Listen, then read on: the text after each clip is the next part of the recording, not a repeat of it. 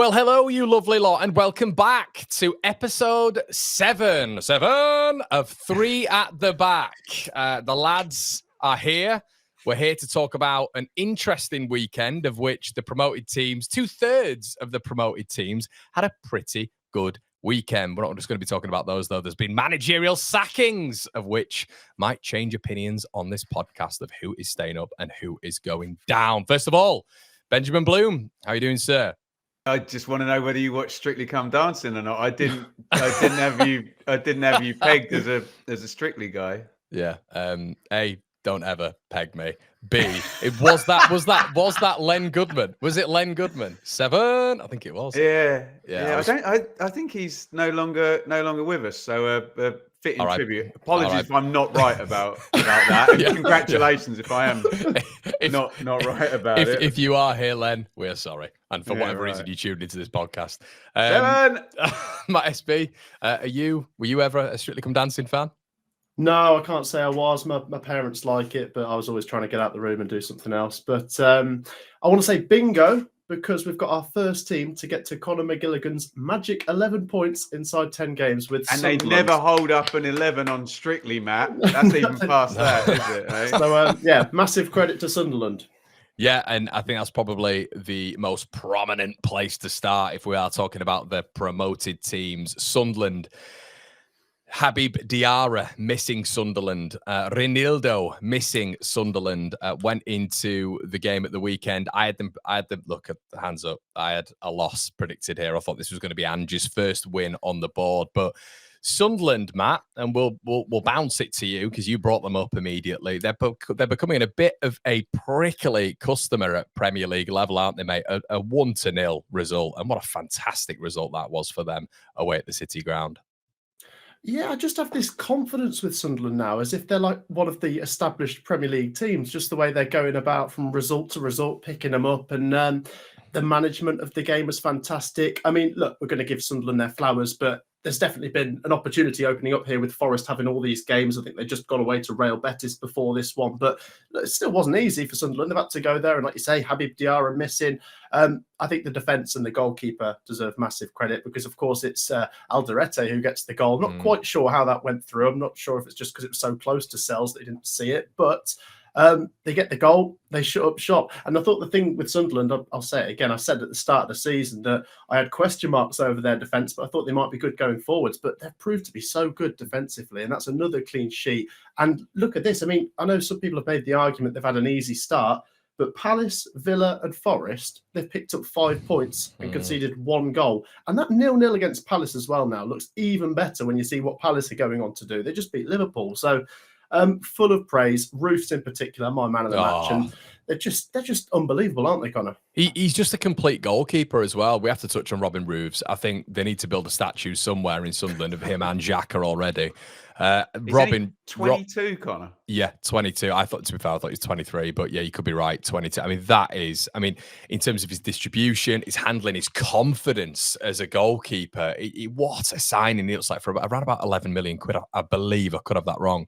But Ben, they're just quite rightly, I think Matt's bang on the money. They're just really difficult to play against. There seems to be a variety in the play as well, things that they can do. They've got so many options off the bench in terms of what Regis Labrie can do. We know he can move systematically as well. Personnel doesn't seem to bother him. He can move from, let's say hypothetically, he could move from a Habib Diarra focus side to a Noah Siddiqui focus side, of which I think Siddiqui's probably been better than Diarra this season anyway. But there's just so many different things he seems to be able to do as a manager. But just the players on the pitch are, I guess the thing to touch on as well, Ben, is how quickly have they gelled? It's pretty much a nigh on new side, isn't it? And yeah, let's touch on them a bit, mate.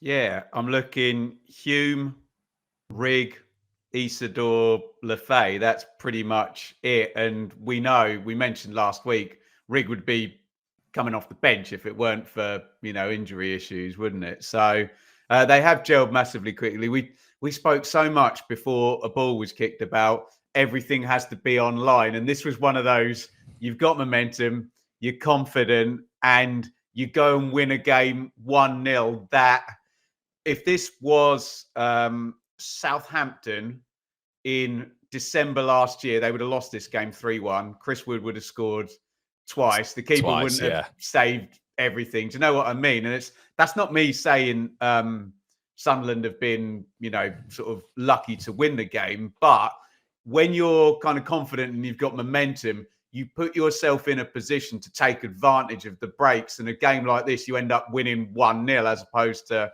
and let's be honest, it's not even drawing. It's promoted teams lose these games. And we're coming to Leeds in a couple of segments' time where it felt like Leeds put in kind of a performance that could have resulted in 3 points, didn't get them. And you swing it the other way, and just the momentum that Sunderland have got. And a few people mentioned last week about Rig, and he played the hour, didn't he? And he did, yeah. He stood up for what he needed to, although I just got the second half stats there, 6 shots on target for Sunderland second half. So it was backs to the wall, keep the clean sheet. And FootMob, the app I'm using here, has got the goalkeeper with a star 9.2 rating. But that's the deal. Win the game, beat what's put in front of you. And brilliant. We've got to touch on him again. I feel like we're giving him his flowers quite a bit as well. We spoke about Roofs, you got Alderete in there as well. You got Hume. You've got all these players who are really stepping up to the mark. Granit Xhaka, lads. I mean, you just spoke about Rig there. The importance of someone like Granit Xhaka being next to him in a game like that. The 32-year-old statesman who, by the way, that's quite disrespectful because obviously statesman, veers on the experience mark and age mark. You just gave a 22-year-old a statue, mate. Statesman can be any age. There we go. But he is, even just during the game, even just little things like constantly talking to the referee, constantly, every decision. The old Barry Bannon, yeah? Brilliant. Absolutely brilliant. I love that. Bit of games. We're just letting the referee know, just because we've just come up, we are Sunderland, we compete in this division. Let's not be giving the big boys the decision all the time. But yeah, I thought Xhaka was outstanding at the weekend. Probably one of his better performances. I don't think Sunderland were that great at the weekend. There's actually an argument it was a worse performance than Sunderland against Burnley. I know that sounds crazy, but I think Sunderland probably. I know where you're coming from. Yeah. I think Sunderland probably created maybe a little bit more in the Burnley game, but. Let's talk on him. Who wants to go first? Yeah, on Granit Xhaka? I'll take it because I think the thing I'll throw to you, Matt, by saying the thing that fascinates me is, I mean, what's a fair way of categorising Xhaka's role at Arsenal, where you're in a elite club playing for the Champions League? You're kind of just another player in the squad there to, facilitate the ball, get into the players that are. I suppose it would have been like Ozil when Xhaka was there, would have been the main man. It's so interesting how people take on different roles through their career. And when you come into a promoted team age 32, as Connor says, with tons and tons of experience, it's a different role. And you're the guy there. You're not being looked to get the ball to the leaders in the team. You are the leader. And it's interesting how people can take different roles through their career and step up and be the main man. And captain. He's got the assist for Luke, the free kick over, didn't he? And he's thriving, Matt, isn't he?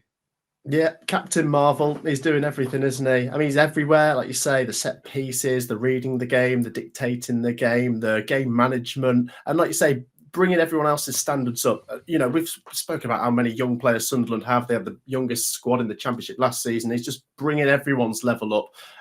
And we always say Premier League experience, but this is the best signing we've seen for a newly promoted team in a few years. I mean, I think the best example we'd had previously was Ross Barkley going into Luton Town in terms of being the standout player and really dragging the standards up. But this is on a different level. And just in general, their business this summer deserves so much credit because there was a sense that, they're spending a lot of money bringing in lots of players. Is this too many players? But I mean, Dan Ballard's been sort of forced out of it a bit now because he's the third choice centre-back because of Michele and Alderete, and then you've got Xhaka in front. I just love the makeup of this Sunderland team at the minute. I think it's fantastic.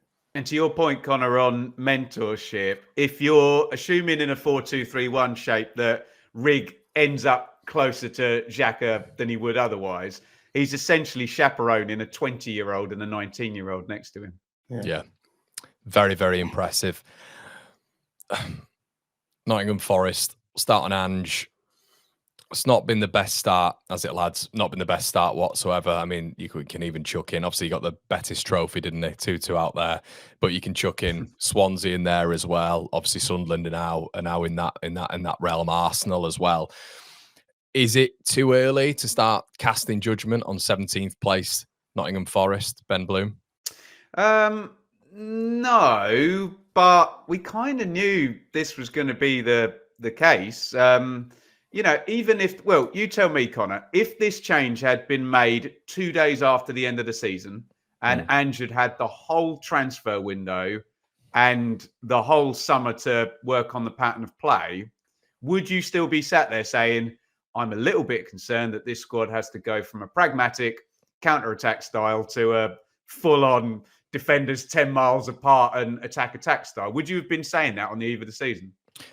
I'd be way more confident if he'd have had that pre-season. I think he needs that, doesn't he, mate? He has to have that with the style of play. You can even go to Leeds, can't you? And you can look at Leeds with Bielsa. If Bielsa would have come in mid-season for Leeds, would that have worked? It wouldn't. Well, and to be fair, I think Spurs they actually had a win streak, didn't they, to start last season? So it's not a surprise, but it's kind of the whole fixing the plane while it's in the air type thing that's the issue. I think Ange is a good coach, isn't he? But this might be a tricky situation, I guess. Where are we going, Matt? Newcastle away, Chelsea home. Ben, let's also throw in the fact that Burnley and Sunderland, newly promoted sides, have taken points now off Nottingham Forest under Ange. Yeah, but the fixtures, and you had Swansea in there as well, Swansea, and he's not won any of them. Yeah. No, but I mean, we said. I mean, I tried to. I defended Marinakis' decision, didn't I? I said there's logic to this. If you're going from someone to get you into the Premier League, you got Steve Cooper, and then someone to get you seventh is Nuno. Someone to win you the Europa League. And maybe their best performance has actually been the Europa League one away at Real Betis. I don't know if that competition just suits him, but you can maybe make an argument they've been unlucky. I mean, they definitely had chances, but Chris Wood's not firing, is he? He had 6 shots against Sunderland. I couldn't believe he missed. Did you see the header? I couldn't believe he missed. 6 shots, 5 off target. So it's just poor. And then maybe they miss Elanga as well. You know, Elanga not being there. He's obviously gone up to Newcastle. Well, I think you look at Burnley and Sunderland. I don't think they're creating. I mean, their XG. I've just checked their XG in those 2 games. Burnley 1.16, Forest 0.73 in that game. And Connor, to the Nuno point, this is a team that didn't make many chances even at the bet. They were just brutally efficient, had an amazing striker in brilliant form, right? 100%. Sunderland 1.42 to Forest 1.94. That looked like a game of which, you know, Sunderland were hanging on, but really when you look at the XG and the value of the chances, it's probably a little bit closer than you think. I mean, I think the style and chances are effectively low value, and maybe it's not tactical for the players' strengths. I think there's a few issues with Ange here. I think, I mean, there must be a wry smile on Nuno's face right now, because could you argue, and it's hypothetical and it's hindsight's 2020, isn't it? But I feel like this selection of fixtures, Nuno would definitely have got more points than what they're standing on right now with Ange. And it's a concern, Connor, as well, that I'm sure we've all been and enjoyed going to the City ground, but that's been the basis of their kind of Premier League journey. You know, noisy, hard to play against, hard to beat in there. If the bloom goes off that particular rose, what are the last 2 home results there? 3-0 defeat against West Ham and a 1-0 defeat against Sunderland. But I don't need to add anything to that, do I? well, going forward as well, maybe we're looking at this to play devil's advocate. We're looking into this maybe a little bit too much. I mean, I think Elliot Anderson's one of my favourite players in the Premier League. I think he's truly a brilliant football player. Young as well. He's only 22. Nico Williams is very, very good. I thought at the weekend, Hutchinson, when he came on, he changed the game. Very, very good. Backward and Doy, let's be honest, are top talents at Premier League level. And I think they've shown a lot so far as well. You're looking at Zinchenko, Chris Wood, obviously last season, and Morgan Gibbs-White. He's not been great so far, but they've got a mass amount of talent. And let's not forget Milenkovic and Murillo at the back as well, who were 2 of the best centre-backs last season. So there's a lot there, Matt, for Nottingham Forest to work with. The recruitment over the last 24 months has been pretty staggering, hasn't it? Yeah, exactly. You've named so many quality players. You've got Sells, who I think was one of the best keepers last season. You've also got Hudson-Odoi, who's fantastic at times. Yeah, it's not. You would imagine the quality of this team will pull away from the bottom end of the table, just given time. But I'm not sure. Just given what I mean, look at the quality of the Spurs team last season. Ange got them 17th, didn't he? You know, you wouldn't have thought in your wildest dreams that Spurs had finished 17th. So what's to say Forest couldn't? You know, inevitably, if you're looking at the quality of the squad, they should pull away, but it's not impossible. They could be struggling for a long time. Matt, can I just push back on the keeper and the centre backs? Sometimes and I think they're quality players, all three of them, but you have to play a system that accentuates the positives and hides the weaknesses. And Nuno and his system really got the best out of the two centre backs and the keeper, didn't he? Yeah, definitely. I mean, Murillo's been looked at by Liverpool and plenty of the massive clubs, but it's still lots of quality though. If anything though, it's how long this has been going on, because they were second in the table in February, and they had a really poor end to the season. They started the season quite slow. I know it was mainly Nuno coming out in the press that was the reason he got fired, but they had actually been in poor form for a long time now as well. So this is a long stretch where they've been pretty rubbish. They've got a win though, haven't they? They picked up a win this season. I think they won 3-1 at home, didn't they? Or am I just imagining They beat Brentford on the opening day, yeah. Opening day, yeah. Yeah, interesting, lads. Very interesting. Let's move over to Leeds United. It's like that thing where Connor, it's like, can I just say, before the game I said you'd take a draw and you said yes. Yeah, I know, but it's different. I'm sorry, that's evil. Sorry. Why doesn't he ever apply context, Ben? These bloody YouTubers, eh? Oh God, those successful ones, eh? Look, 2-2.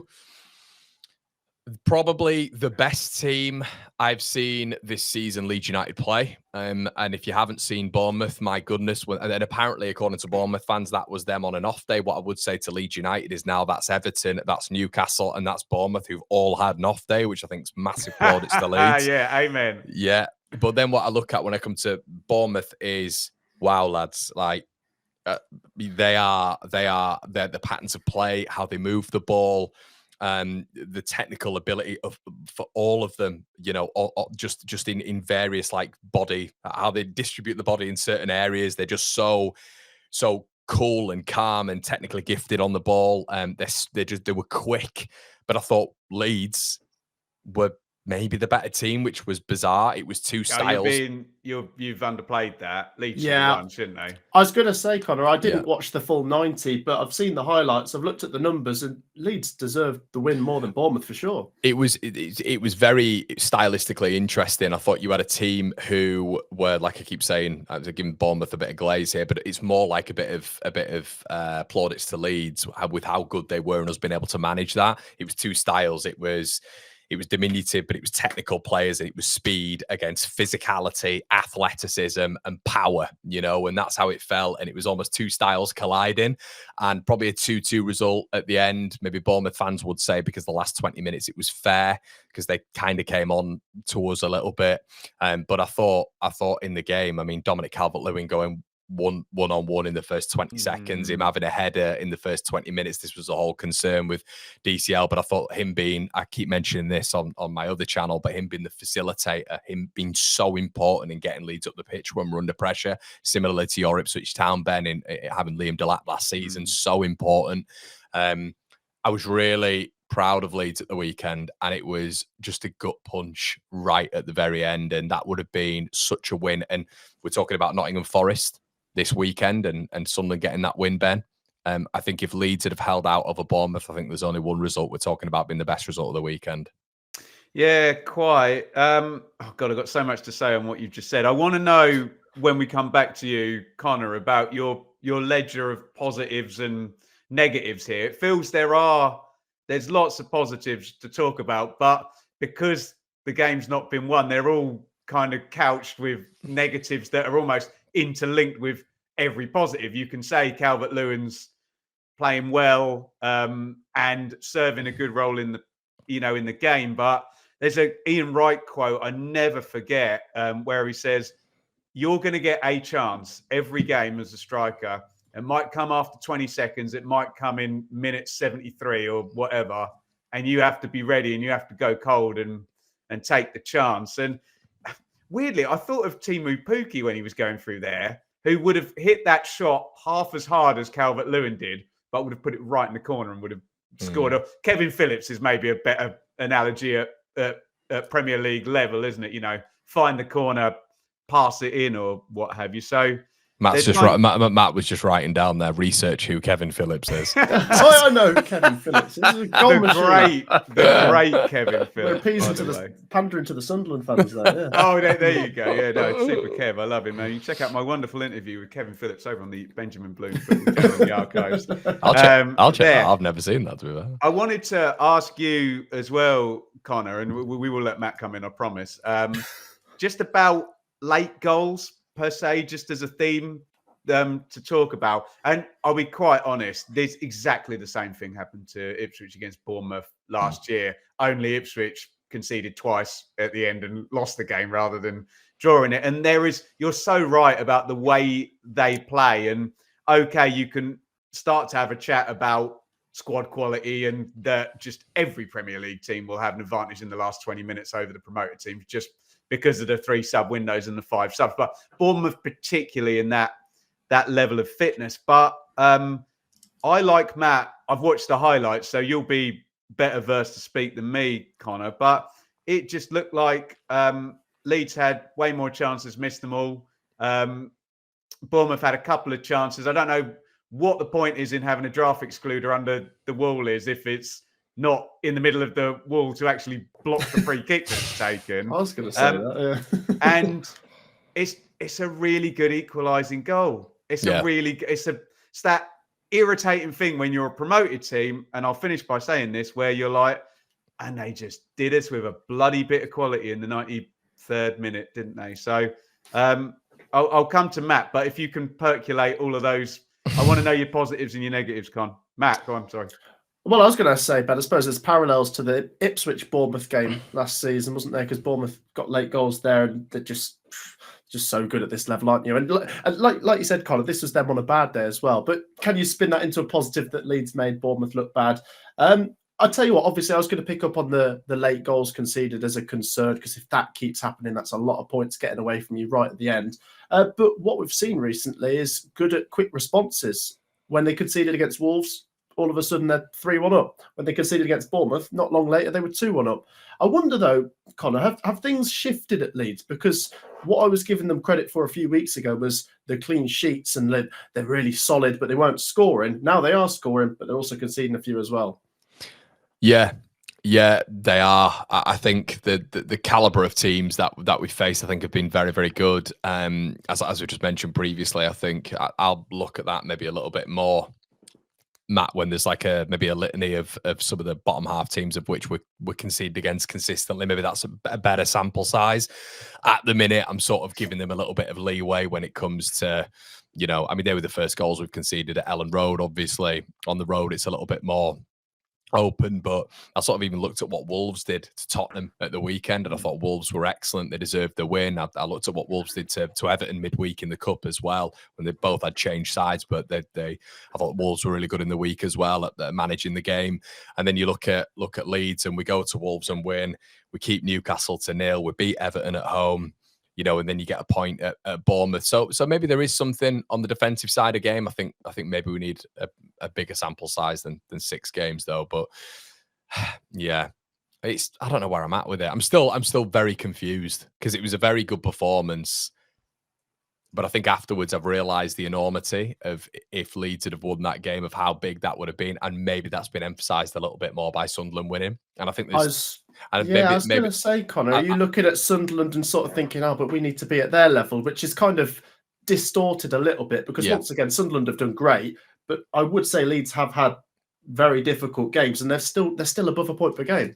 Yeah. And here's the age-old, sorry to interrupt, Connor, here's the age-old debate between outcome and process, isn't it? Because 9 times out of 10, you'll hear me say, no, I genuinely would rather have a good performance and not win than have a less viable performance and get the win. But I'm also the same guy that says it's impossible for Premier League promoted teams to get wins and so hard and just win at all costs. And Matt's kind of stolen my thunder a little bit, Connor. There, I wrote down: are we recalibrating our standards now because of where Sunderland are, and frankly how Leeds have started? Are we having a little rejig? Do I have to stop moaning quite so much and give everybody more of a chance? I think Sunderland will stay up.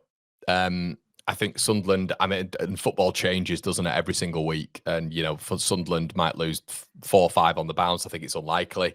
But I think it's pretty obvious now that they're going to be a very tough team to beat. I remember very early on when we saw Nottingham Forest, and they didn't actually do well after the first 10 games, I don't think. I think they only managed 5 points, but you could see something there. They were very resilient. They had a lot of quality.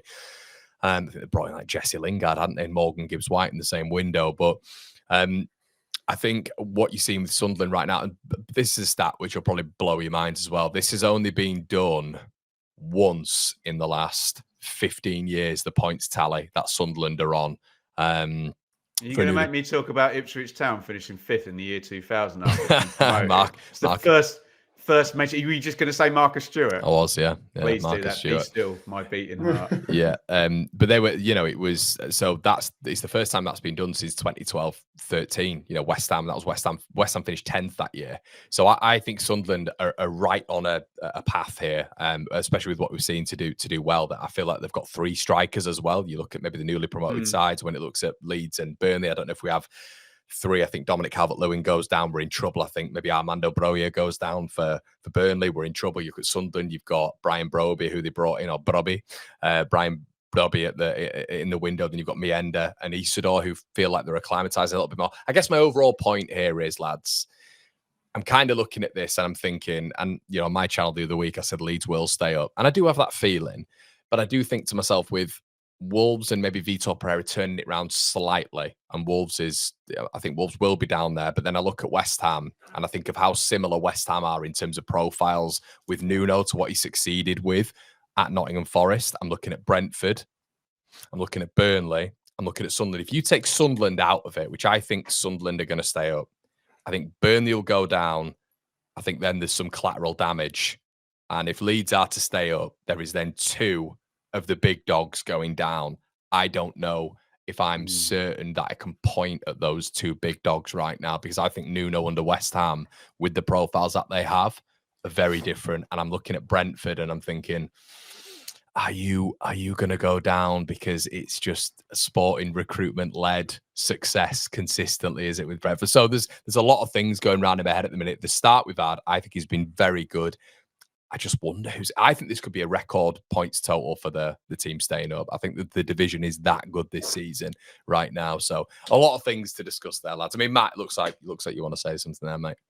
I was going to say, I know Burnley's a lot of people's pick, but I would imagine, Connor, 7 points gap over Leeds at this point. You're thinking, like, how long can we stay ahead of them? Because we do think they'll come good at some point. They're not going to go winless all season. They might get back-to-back wins and all of a sudden start motoring a bit. But that gap you've got for now, as long as you're chucking a point on and then 3 points. Do we all think Burnley will go down? I think Burnley's firepower up top, I don't think is good enough. So I personally feel Burnley will go down. Are you guys willing to go out there? Yeah. That's where I'm at, yeah. Yeah. Benny, you think it's something kind of similar with Burnley?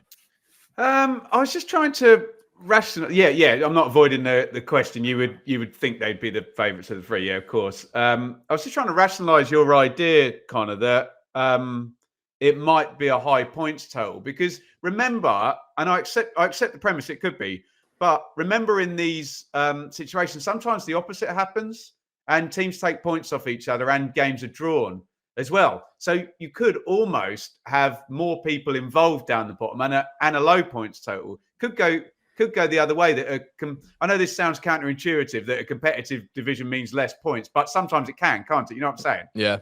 Yeah, 100% it can. No, you're right. I think there's a bit of a balance there. It's just going to be interesting if Leeds and Sunderland, like a lot of the general media is saying now, and some of the odds have changed as well. If Leeds and Sunderland are to stay up, I just think it's a really interesting conversation to now look at that bottom sort of half and actually think, with a logistical sort of eye on it, who is actually going to go down and why? Right, let me tell you something. I've just frozen the Premier League table at October the 1st last season. Yeah.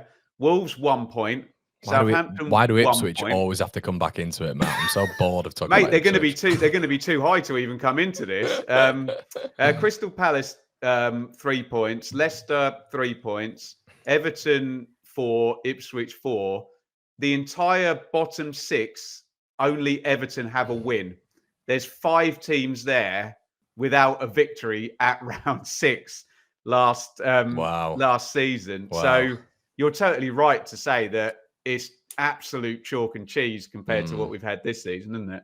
I think the combined points tally at this point last season was 8 points. You might be able to look at that now, Ben, but I think now it's 23 points. So it's on a different level. And actually, with that, with that as well, when that's happened before, and I think teams have been on 24, 25 points as well, the newly promoted teams, back in the day and all this sort of stuff. I actually think Bournemouth, when Bournemouth came up with Forest and Fulham, it was up there as well.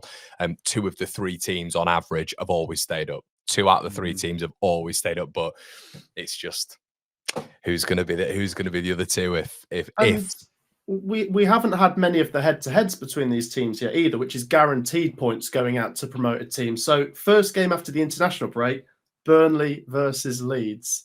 That's huge, isn't it? Burnley got to win that. They've had such a difficult start. But if Leeds win that, then you're up to your magic 11 points. That's if you haven't got anything against Tottenham before that as well. So, yeah, I think everyone's, Sunderland fans in particular, got a right to feel excited. I definitely still feel that things can turn. This is the Premier League and it's unforgiving. And the things that working against Sunderland, games will get harder. And there is the Africa Cup of Nations. So they could have, as we've said before, that 6-game losing run at some point.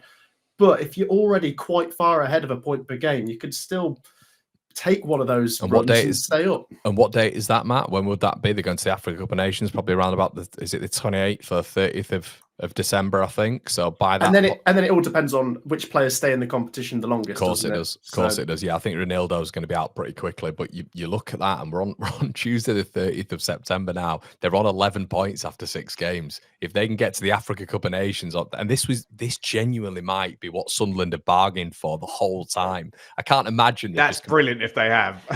But Ben, I can't imagine they've just ignored the fact that Adingra, Siddiqui, Diarra, all these really prevalent players for them are not going to be going to the Africa Cup of Nations. Connor, to play devil's advocate, did the Nottingham Forest ownership not literally factor in, well, we'll get a points deduction?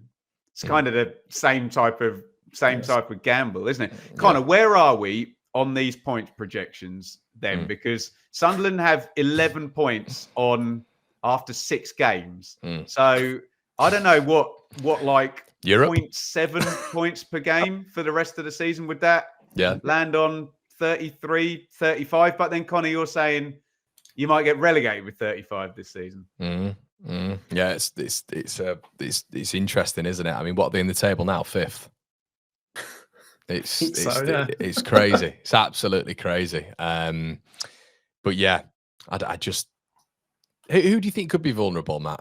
West Ham still, Wolves, West Ham and Wolves. When we're kind of looking at the big boys who could maybe still be in that bottom 3, do you think obviously Wolves are at the bottom right now, but you expect Wolves to improve at some stage?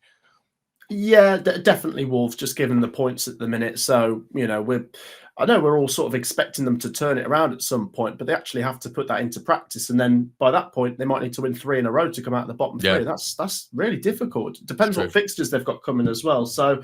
Wolves, and then West Ham's a question mark, isn't it? Because Nuno's only just got in. If we're going to talk about that, by the way, it's a decent point, isn't it? Away at Everton. Very good point. Yeah.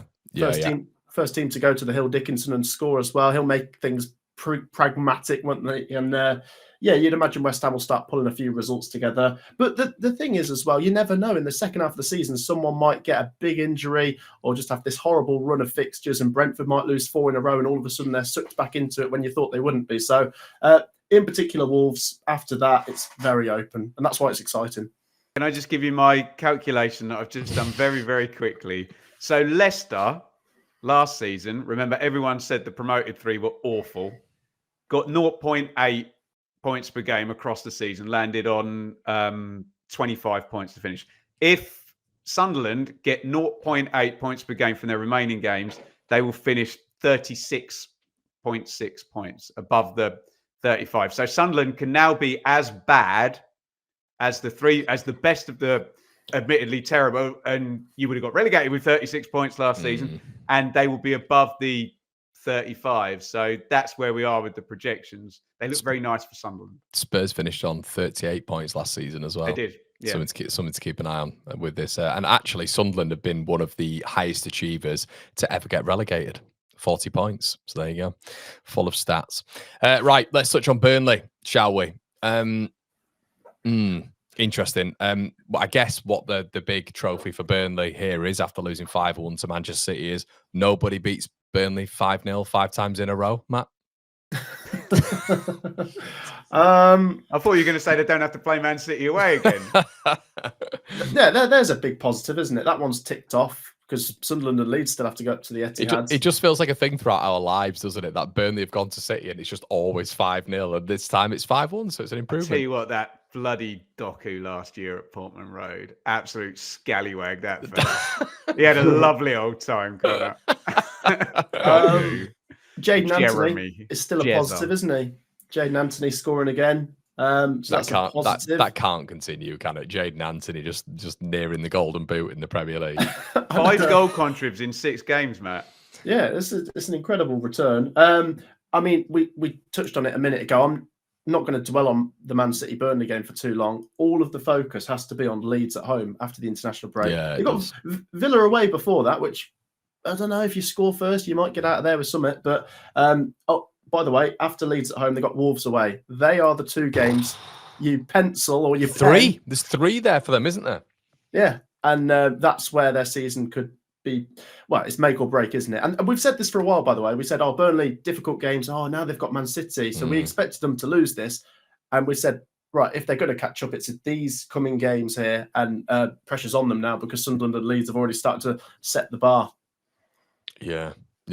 Florentina Louise looked decent as well. I think you are quite right. I don't think there's that much more to say, to be honest, on this Burnley result. As soon as they start getting into Leeds, at Villa, Leeds, Wolves, we can start making real critical thoughts on Burnley. Right now, in the games of which they were likely to get something, they've got something, and then they've got beaten by the 4 of which they weren't expected to get anything from. So it's kind of like 1 + 1 = 2 there.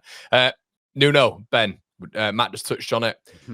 I guess you got to touch on A, the appointment, and B, the result last night, and then maybe C, the West Ham feeling going into the rest of the season, really, because I think that's a really decent appointment for them. So do you remember relationship statuses on Facebook where it used to go, it's complicated and, is in a relationship? Matt, how do you keep this man on a leash for like 40 minutes without analogies? Can we do that or not? Screwed, honestly. Just work with it. I'll get to my point in around 3 to 4 minutes time. Yeah? And then sometimes someone would change their relationship status and you'd be like, how long have you two been at it for? You could have pressed that button a few weeks ago.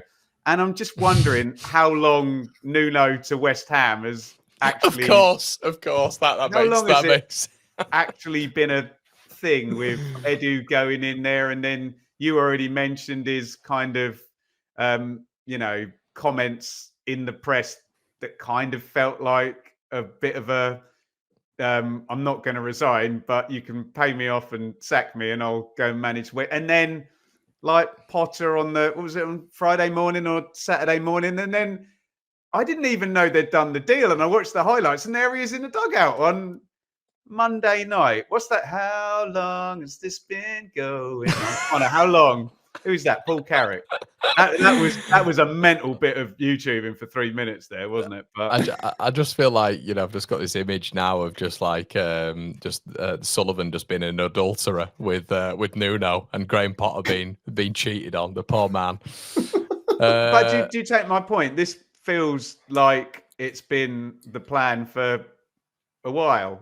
Yeah, it was 2-1, wasn't it, for about 2 months? But yeah, no, it does feel like that a little bit. I think it's a good appointment. I think I made the point a little bit earlier to you guys. I think there's a lot of profiles in there which resemble what Forest have. I think you look at maybe Callum Hudson-Odoi, Crysencio Somerville, you look at Fulkrug, Chris Wood, you look at the sort of the guy in the final third who can create something out of nothing, Jared Bowen, Morgan Gibbs-White. You look a little bit more centrally, the ball carrier, the brilliant distributor, Elliot Anderson, Paqueta. I think it works really, really well with Nuno. So, yeah, I don't think they were amazing last night, but it's Nuno, isn't it? They got a point. So it's and I think that's going to be how West Ham go. But are we sort of agreeing that it's maybe a little bit more of a stable period for West Ham now, Matt?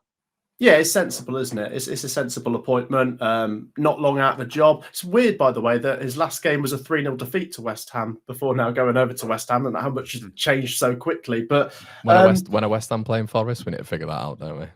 Yeah, some point in the second half of the season down at the London Stadium now. But yeah, it's a good result. Better second half, but like you say, it's not always pretty with Nuno, but pragmatic. But look at the quality. It's like what we were doing with Forest earlier. You're picking out players here and saying, well, they're not players that will get relegated. Paqueta, Jared Bowen, Somerville.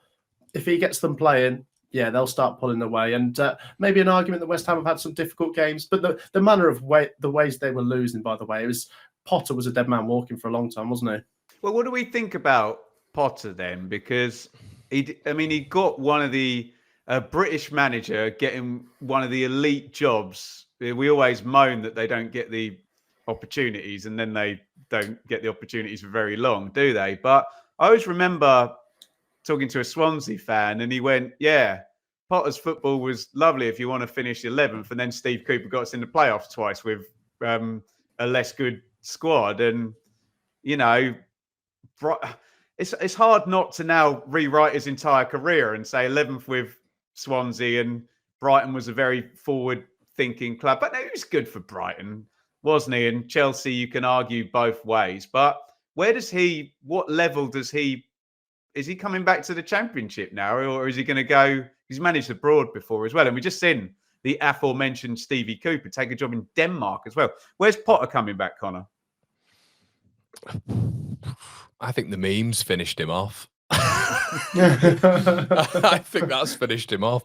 I'm trying to figure out if one of the newly promoted sides would take a gamble on him. If worst case scenario starts to happen, it does hark me back to the days of when Leeds were getting relegated, sacked Marsh, hired Grazia, sacked Grazia, and then with four games left, we panicked and went for Big Sam. Get him in there. So maybe, I think that is, maybe there needs to be a venture abroad for him.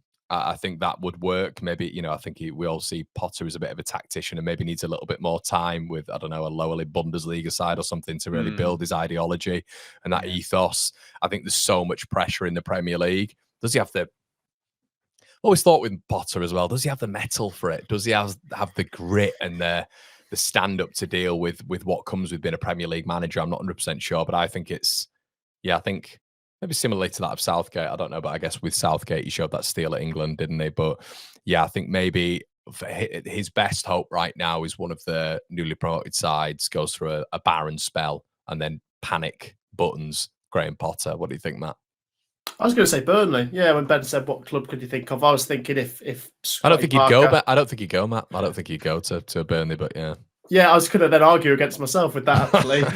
I thought to myself, excuse me, Burnley. I just thought, I can't see him going down to the Championship with just how long he's spent in the Premier League, but then I can't really see him going to one of the big boys. Can I throw something at you, Matt? Is there an argument that he's not actually, like Ben said with the Swansea finishes, he's not actually that great of a manager, but he's just benefited from an absolutely outstanding club structure at Brighton? Yes and no, but I really rated him there. It's kind of, he definitely benefits afterwards. That. Yeah, you can't refute that, can you? No, but the point that it was just the club and not him is what I'm trying to say. I think he definitely contributed. But the point I was going to make about Burnley is, could I see him going in there and then keeping them up? Not really. So then it's just another relegation added to the CV, and it looks even worse. So I think maybe go abroad, actually. Like Connor said, that could work. Yeah, it's got to be abroad, I think. It has to be abroad for him. Let's touch finally on Wolverhampton Wanderers. Ben, 1-1 against Spurs at the weekend, I thought extremely unlucky in that game not to get all 3 points. Good to see Palhinha at the end taking his top off for a 1-1 draw against bottom of the league Wolves. That's what you want to see as a Tottenham fan. But obviously then building on it with midweek, obviously that had to be a reaction, didn't they, after the Leeds loss, but then beating Everton, knocking Everton out of the cup, and then getting a point on the road. It's not been a bad week for Wolves, has it?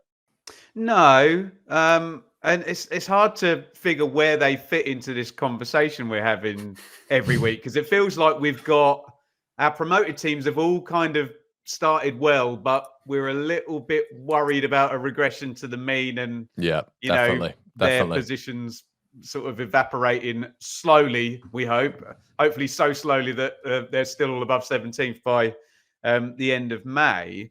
And I think the strange thing with Wolves is just how extreme the ups and downs are. I know you can argue, and you've mentioned rightly, Connor, how different the squad is compared to what they were using at the end of last season. And everyone was sort of hailing this as, well, he's just a really good manager, and all you needed to do was replace, in disrespect to Gary O'Neill, but take him out and put a quote really good manager in. But yeah, there's something slippy about Wolves that just keeps coming up year on year. And maybe it's like you did your kind of West Midlands accent there, kind of maybe similar to Birmingham, where just if you're in that proximity circling the drain year on year on year, all it takes is for you to have a below par season. And like you said, Connor, you're trying to find,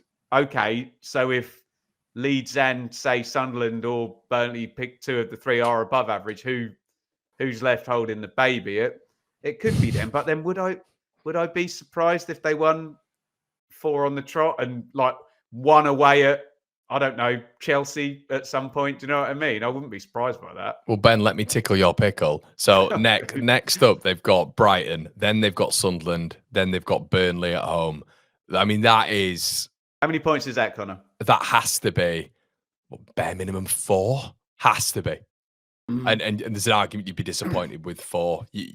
They have to pick up results there. And with Sunderland and Burnley back to back as well. Then even the 4th game away at Fulham. It's a huge period now for Wolves. Massive period, I think. So no wins in 6 needs to improve. Well, thank you so much, everybody. Let us know your thoughts in the comment section below. Please like the content as well, because YouTube is screwing us with their new algorithm changes. Like the frigging content. Thank you so much. If you would like to see the gentleman's channels on my left and right, have you been changed this week? I think you have. Links will be in the description below. Thank you so much. And catch us next week for episode 8 of 3 at the Back. Catch you in a bit.